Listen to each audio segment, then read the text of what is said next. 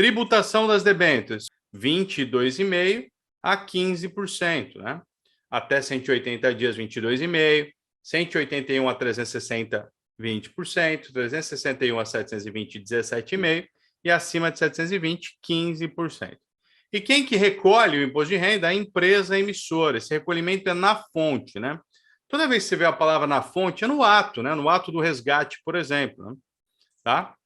Quais são os riscos existentes em uma debênture? Risco de crédito, risco de mercado, risco de liquidez. Os 3 riscos predominantes, né? Normalmente são encontradas no mercado as debêntures pré-fixadas ou corrigidas por algum índice de preço, por exemplo, IPCA. Legal? Tranquilo? Tudo bem até aqui? E eu tenho um segmento interessante chamado debêntures incentivadas. O que é a debênture incentivada? Por exemplo, vai construir um aeroporto na sua cidade. Se a Jamile fosse emitir debêntures para captação de recursos para fazer um aeroporto, possivelmente ela emitisse, ela se enquadrasse na lei das debêntures incentivadas, tá? Que elas são para segmentos, elas também são conhecidas como debênture de infraestrutura. Anota aí. Debênture de infraestrutura.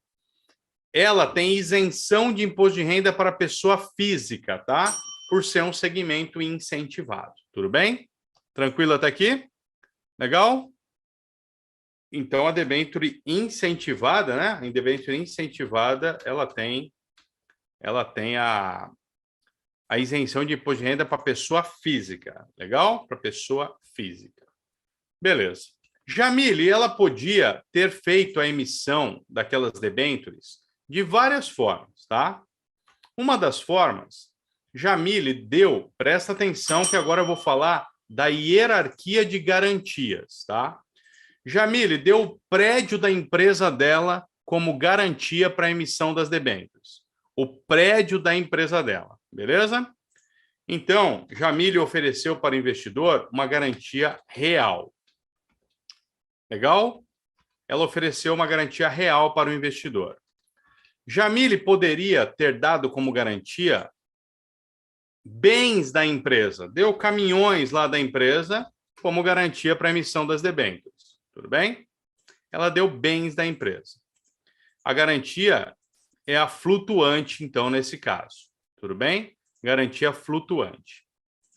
Jamile poderia ter dado como garantia nada. E tem 2 situações onde ela dá nada como garantia, tá? Que é a garantia quirografária, que é um pouquinho mais forte que a garantia subordinada, tudo bem? Então, são 4 tipos de garantia que tem uma debênture. 4 tipos, legal? Vamos lá?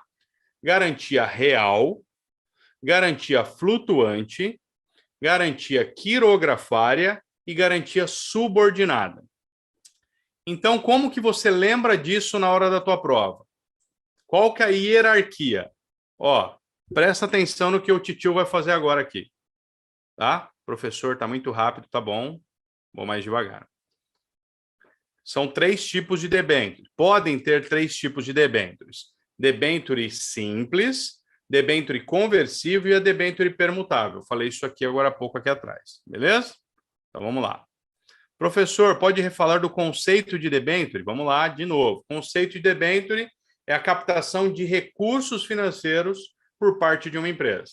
Então, uma empresa emite debêntures e quem compra ajuda aquela empresa a se financiar de alguma forma. Tudo bem? Tranquilo?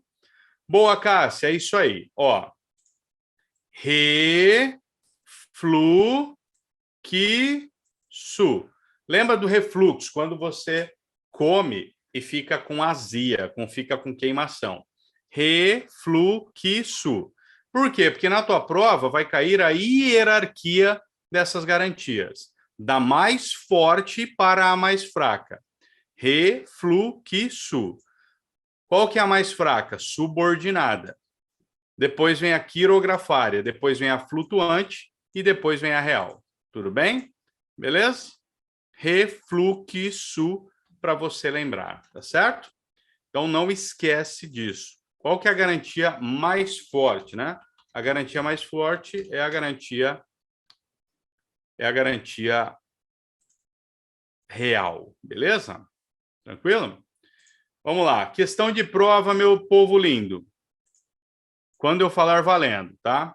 As debêntures apresentam uma hierarquia em suas garantias oferecidas em sua emissão. Da menor garantia para a maior são... Pronto. Com as dicas do teacher, você nunca mais erra esse encrenca. Da menor para a maior, né? Refluxo. Pronto, galerinha de 6 meses. Alternativa C. Vocês já acabaram com a minha brincadeira, né? Então tá bom, vamos lá. Refluxo. Beleza? Então vamos lá.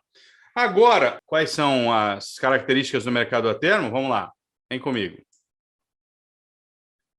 Não teve nenhum fluxo financeiro no início da operação, tudo bem? São negociações realizadas fora de bolsa, geralmente em mercado de balcão. Liquidação com entrega física ou por diferença de preços. O contrato é adequado às partes, sem padronização. Tenho que manter a posição até o vencimento, baixa liquidez, com risco de crédito entre as partes. É um contrato bem mais frágil, tá? É um contrato bem mais frágil que o mercado futuro. Legal? Então vamos lá. A forma do endividamento, tá? Capacidade de poupança, né? Que é a capacidade que você tem de guardar dinheiro. Fluxo de caixa, que é o registro da entrada e saída, né? De um casal, de uma família, enfim. Balanço patrimonial, tudo que você tem versus tudo que você deve, tá? E a fórmula do endividamento. Galera, na tua prova, vamos lá. Se cair assim, o endividamento é dado pela relação entre... Então, vamos lá. Se cair assim na tua prova, o endividamento é dado pela relação entre... Pode ser daí ativo e passivo e ativo, tanto faz. Porque a relação entre esses dois caras. Ativo, passivo e ativo, tanto faz. Agora, se cair na tua prova o índice de endividamento ou a fórmula do endividamento, né? Aí a alternativa correta, aí a alternativa correta vai ser, né? A que traga ou passivo total dividido pelo ativo total ou passivo exigível, né? Dividido pelo ativo total. Tanto faz. Passivo total pelo ativo total ou passivo exigível dividido pelo ativo total. Pode cair desses dois jeitos na tua prova. Tudo bem? Passivo exigível dividido pelo ativo total. Legal? Então, essa é a fórmula do endividamento. Tá? Então, se cair uma questão como essa aqui, está fácil de resolver. Questão 11. O índice de endividamento é dado por... Parabéns, alternativa D de dado, né? Passivo total dividido pelo ativo total. Essas são as heurísticas: disponibilidade, representatividade, ancoragem e aversão à perda. Essas são as heurísticas que estão no cronograma de cobrança da prova, tudo bem? Mas isso está lá no seu material, no seu mapa mental. Beleza? Então, aqui, questões, né, de ASG ou ESG, tá? Meio ambiente, sociedade, inclusão social, diversidade e governança, né? Governança é um meio de preservarmos ali os direitos dos acionistas e investidores da comunidade e trazer transparência também para o processo, tudo bem? Então, isso aqui, né, é o tema, esse aqui é o tema que vai cair na tua prova, o tema novo, né? Empresas preocupadas com o que estão com mais altos níveis de governança corporativa, né? Mais altos níveis de governança corporativa. Então, essa empresa, ela está preocupada com o quê? Né? Com seus acionistas, beleza? Conjunto de práticas que preservam, né, principalmente os seus acionistas, tá? Legal. Olha como não tem segredo, né? Vocês vão conseguir responder essa questão 39 tranquilamente. Vamos lá? Alternativa B, né? Comprovação de investimentos em valores mínimos para o desenvolvimento sustentável dos negócios. São requisitos para um fundo IS. O que é um fundo IS, né? Investimento sustentável, tá? Vamos lá, questão número número 18 aqui, 18.844 do aplicativo Top Invest, tá? Vamos lá. Requisitos para fundos de investimento sustentável, né? Compromisso com a sustentabilidade. Vamos lá, como que respondemos ao algarismo romano que o Titio ensinou? Primeiro, ver se tem alguma opção comum, né, a todos. Tem alguma opção comum? Tem. A opção 1 é comum em todos, então já era, joga fora, você nem precisa mais dela. A opção 2 é comum em todos também, né? Então, você já sabe que é certa, né? Legal? A opção 3 já não é comum em todos, tá? E a opção 4? A opção 4 é comum em 2 aqui, né? Bom, então, qual que não faz sentido aqui? Tem alguma que não faz sentido? Não? Pronto, ó. A questão 3, né, não faz sentido, tá bem? A minha preocupação não é que ele forneça uma rentabilidade acima do mercado. É sim que ele traga sustentabilidade, ações continuadas, mas sustentabilidade e ações continuadas você nem precisava se preocupar, né? Porque ele está comum em todas as questões, né? Então você tinha que se preocupar com a 3 e com a 4 aqui só, né? E aí a transparência, sim, é correta. Então, a alternativa correta, vamos resolver aqui, né? Ao vivo, questão, vamos preencher aqui, questão número 3 aqui, né? Parabéns, essa aqui é a questão correta. Yes, beleza? Agora eu quero olhar sob a ótica do consumo. Na ótica do consumo, eu tenho uma fórmula, tá? E essa fórmula é essa aqui, ó. Ela pode ser sem nenhum parênteses ou pode ter parênteses, tá? Então, a fórmula é essa aqui, ó. PIB é igual a consumo mais investimento mais gastos do governo mais exportações líquidas, representado por essa sigla NX. Ou pode estar assim, consumo mais investimento mais gastos do governo mais exportações líquidas, que são as exportações menos as importações. Pode estar dessas duas formas aqui na tua prova. Então, o C é o consumo, o I é um investimento, o G é o gasto público ou gastos do governo e o NX são as exportações líquidas. Tudo bem? Então, quando cair na tua prova, índice oficial utilizado pelo governo, IPCA, calculado pelo IBGE, pega como base, né, o consumo das famílias que ganham entre 1 e 40 salários mínimos, que vivem nas regiões urbanas ou metropolitanas, né? Não dá tempo de esperar dados da zona rural de Piedade para mandar para o IBGE, né? Então, áreas urbanas, regiões metropolitanas, e a periodicidade dele é de 1 a 30. Decoreba, porque na prova vai cair quem que calcula, vai cair 1 e 40 salários mínimos, vai cair que é a área urbana, e o período de coleta de 1 a 30 do mês, tá? Então, toda vez que tiver as palavras governo, CMN, índice oficial, eu estou falando de IPCA. Então, sempre que falar de índice oficial utilizado pelo governo, estou falando de IPCA. Legal? Então, vamos lá. Essa aqui é a questão clássica de prova, tá? Questão número 2. No Brasil, o índice de preço cuja taxa de variação é adotada como meta de inflação. Né? Legal. Então, falou em índice oficial, né, utilizado pelo governo, índice utilizado pelo CMN, né? É o IPCA. Beleza, meu povo? O IGPM, galera, ele sim é calculado pela FGV, então ele é privado, né? Esse cara aqui tem uma diferença aqui, né? Esse cara tem uma fórmula, tá? Então, vamos lá. A fórmula dele é assim, ó. Vamos lá. A fórmula dele é assim, ó. Quando você tira A na prova, presta atenção. Quando você tira A na prova, você se senta no bar e comemora. Legal? Tirou A na prova, se senta no bar e comemora. Tirou C na prova, se vira nos 30 para a próxima. E CC significa 5 mais 5 igual a 10.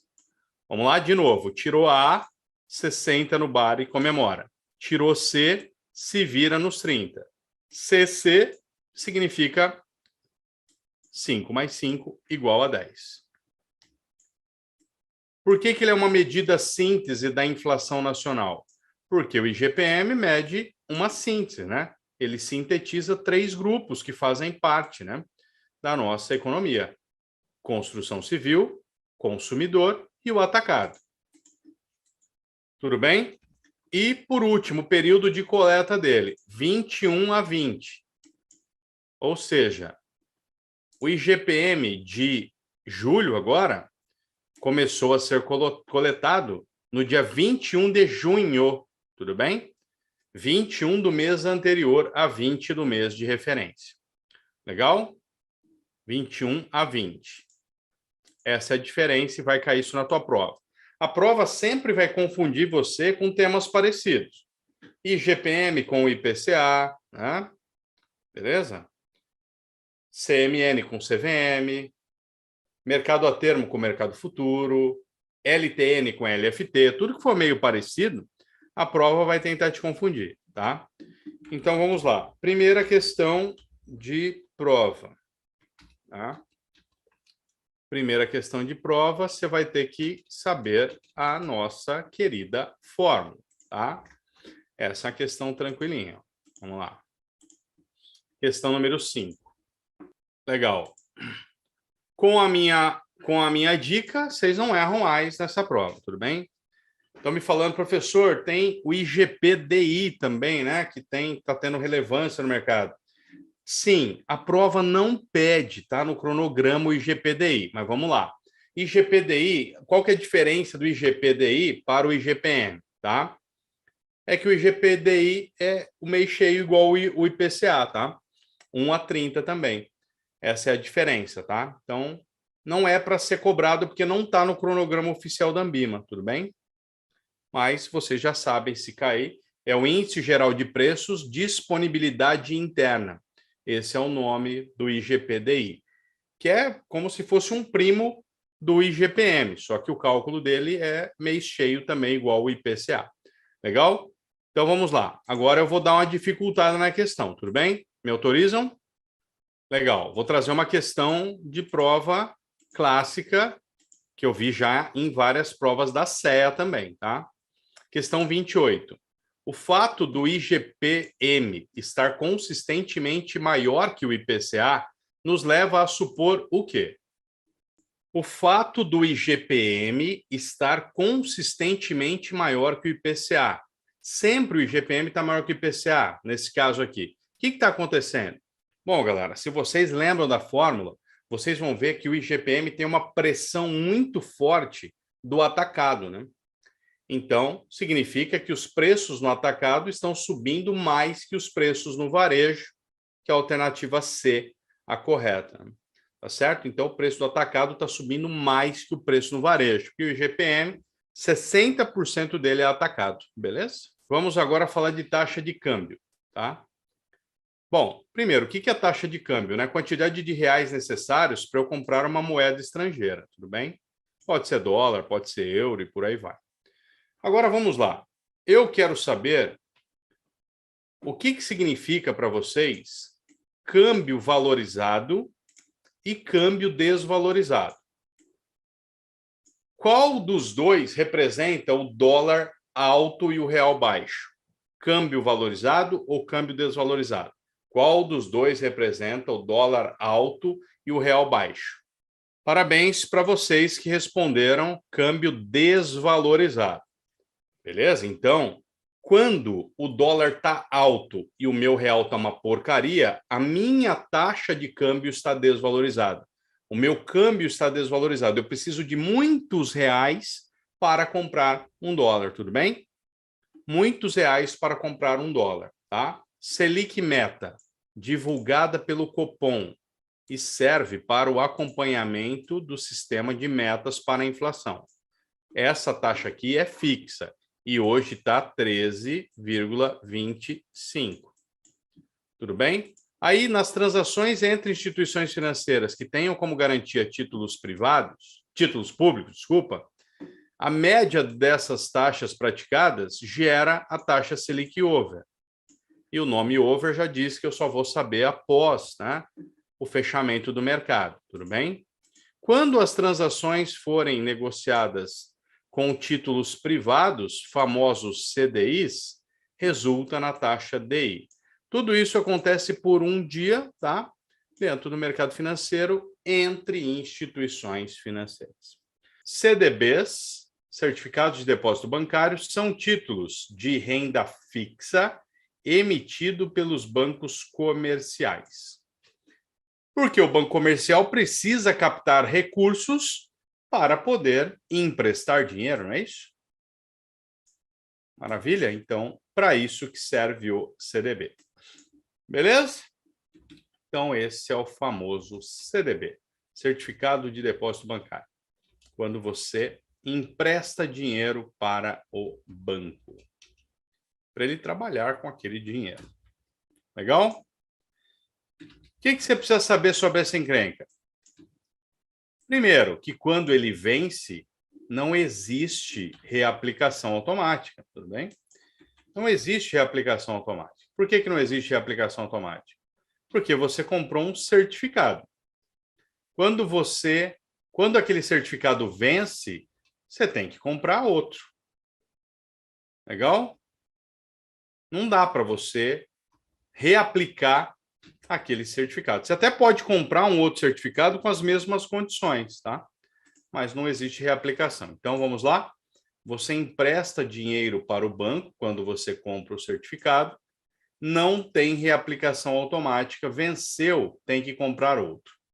Agora você tem 30 segundos, 1 minuto no máximo, para decorar essa tabela de prazos. Se o CDB for emitido com taxa pré ou pós-fixada, ele pode ter prazo mínimo de 1 dia. Se ele for emitido pela TR ou TJLP, o prazo mínimo é de 1 mês. Se ele for emitido pela TBF, o prazo mínimo é de 2 meses. E se for por índice de preços, o prazo mínimo é de 1 ano. Vamos lá, decora rapidinho essa tabela. Decorou a tabelinha? Então tá bom. Responda a questão de número 54 para mim. Qual é a resposta correta para o prazo mínimo de uma operação de CDB para cada indexador abaixo? Legal. Tem questão que é decoreba, né? Se fosse pré-fixado na alternativa A, é 1 dia, não é 30. TR 1 mês, tá certo? Sim, é a alternativa B. Se fosse TJLP, seria 1 mês, não seria 1 ano. E se fosse TBF, seriam 2 meses e não 3 meses. Essa aqui não tem muito o que fazer, você vai ter que decorar esses prazos aí. Tudo bem? Então, esse é o prazo. Quais os riscos existentes em um CDB? Vamos lá? Posso ter risco de liquidez? Posso, não é um depósito a prazo? Se eu for tirar antes do prazo, é possível que eu perca a liquidez com isso. Tem risco de crédito? Tem, mas é amenizado pelo FGC até 250 mil. Tem risco de mercado? Tem também. Beleza. Agora vamos pensar na seguinte situação. O CDB ele tem um FGC de 250 mil, não é verdade? Ou seja, se o banco quebrar, eu recebo até 250 mil, tá? Caso eu tenha ali, obviamente, os 250 mil. Mas vamos lá. O CDB é quando eu empresto dinheiro para o banco. Então, eu vou emprestar R$1.000 para o Bradesco trabalhar durante 30 dias. Aí, o mercado criou um instrumento de apoio a bancos menores. Então, se o Bradesco quisesse ajudar o Banco Inter a crescer, o Bradesco podia ajudar com quanto? Com R$250 mil, para ele não correr o risco do FGC, tudo bem? Então, o Bradesco empresta 250 mil para o Banco Inter e o Banco Inter usa aquele recurso lá, só que o Bradesco não podia fazer um empréstimo maior do que esse. Por quê? Porque se ele empresta R$500 mil e o Banco Inter quebra, o Bradesco se ferrou, tudo bem? Então, foi criado um instrumento financeiro no mercado com uma garantia diferenciada do FGC. Esse instrumento chama-se DPGE, Depósito a Prazo com Garantia Especial. O que muda? Que esse DPGE, o Fundo Garantidor de Créditos, é de 40 milhões. Legal? Então, essa é basicamente, né, a diferença desse instrumento, DPGE, que é o depósito a prazo com garantia especial. Então, quando o Bradesco agora pode ajudar o Banco Inter comprando um DPGE de 40 milhões, porque se o Inter quebrar, tá, o banco vai receber até 40 milhões pelo FGC, tudo bem? Então, isso aqui é o DPGE. Eu brinco que ele é um CDBzão, né? O que pode cair na tua prova? Que o FGC dele é de 40 milhões e o prazo mínimo é de 6 meses e máximo de 36. Legal? 6 meses e máximo de 36. Isso é o DPGE. Então, quando cair na tua prova, qual que é a garantia, por exemplo, né, do DPGE, você já sabe que a garantia é de 40 milhões. Beleza?